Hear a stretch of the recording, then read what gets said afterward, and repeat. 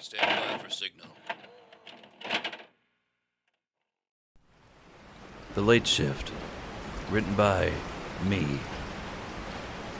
Jake was a cashier at a liquor store in the College District of town. Last Call Liquors, open 11 a.m. to midnight. It was a great gig with its relaxed environment, non-demanding labor, and a decent discount on bottles. By the very nature of the store, you get a decent amount of interesting and shady characters rolling through. From construction workers picking up their daily rot-gut vodka to drink on the job, to wine moms stopping in to buy their box wine, and everything in between. One guy in particular would come in almost every day and buy a fifth of the cinnamon liqueur with flakes of gold in it. In the year that Jake had been working there, that guy had spent over $25,000 on gold flake liqueur alone.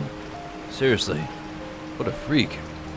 Later on in the shift every weeknight, at the 10 to 12 home stretch, customers came in a slow trickle.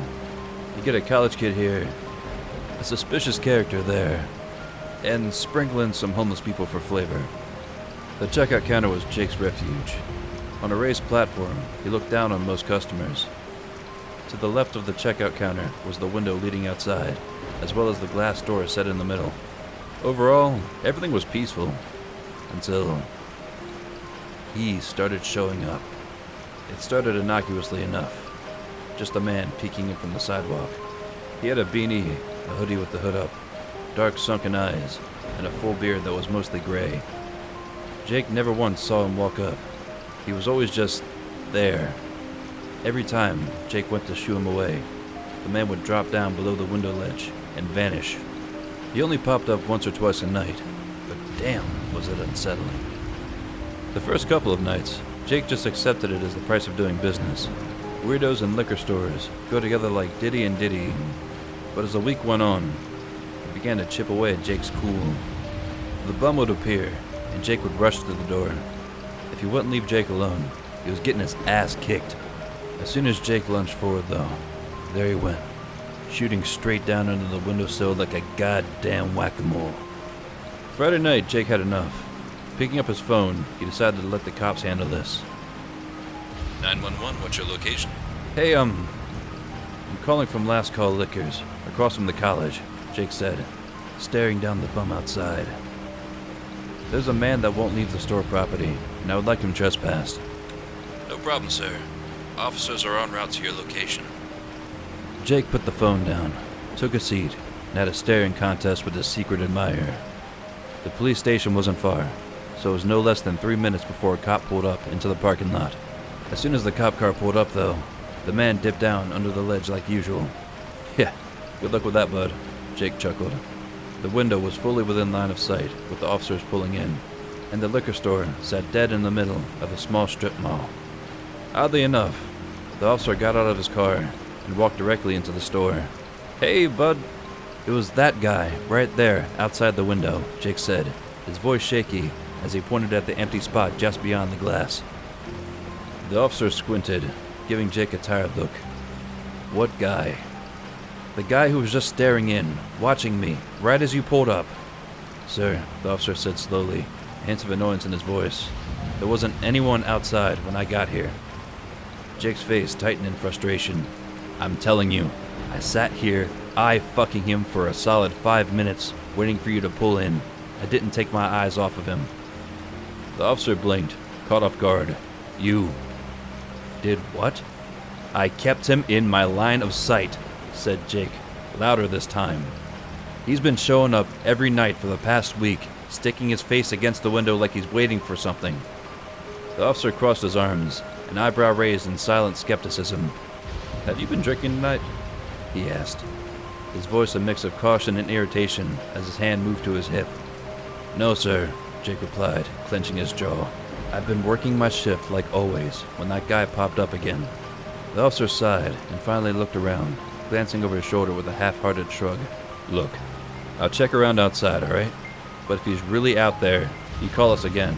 We'll come back and see what we can find, if there's anything to find. As the officer walked off, Jake's fist tightened at his sides. It was as if he was watching the last thread of his sanity unravel, one shift at a time. The next night, it was pouring down rain, to the point that Jake could barely see outside. Maybe that pervert will finally take a day off. Jake knew that if he were a creep that stared at liquor store cashiers through the window late at night, that he wouldn't want to be standing out in that downpour. But that might just be him.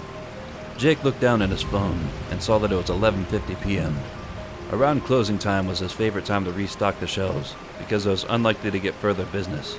Jake opened up a box of vodka and started topping off one of the shelves.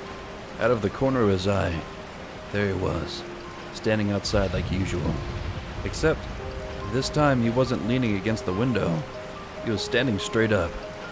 As a matter of fact, he looked a little too dry to blend into the absolutely biblical amount of rain outside. Then as Jake focused a little more, he noticed that the man looked a little too faint to actually be outside. It kind of looked like a reflection. Jake spun around just in time for the knife to go clean into his lower gut. He was face to face with the man, his sour breath coming in heavy heaves as he twisted the knife. Jake stumbled back, taking the knife with him. He took 2 steps back before he tripped over the box of vodka on the floor, cracking the back of his head on the linoleum. Dazed and his stomach on fire, Jake stared at the tile ceiling, only for a second before trying to sit up. It felt as if there was a knife in his gut. Jake fell back down, writhing in agony, blood pooling and smearing the white tiles. Jake finally came to his senses and snapped back to where the bum was. Nowhere. He just wasn't there. What was still there was the knife sticking out of Jake's stomach, somewhere right below his belly button. After a few moments to gather his strength, Jake began to drag himself back to the counter, where his phone sat. As he made his way across the cold floor, he left a pretty big blood trail. Probably a little too much blood. He began losing consciousness, his arms no longer strong enough to pull his weight.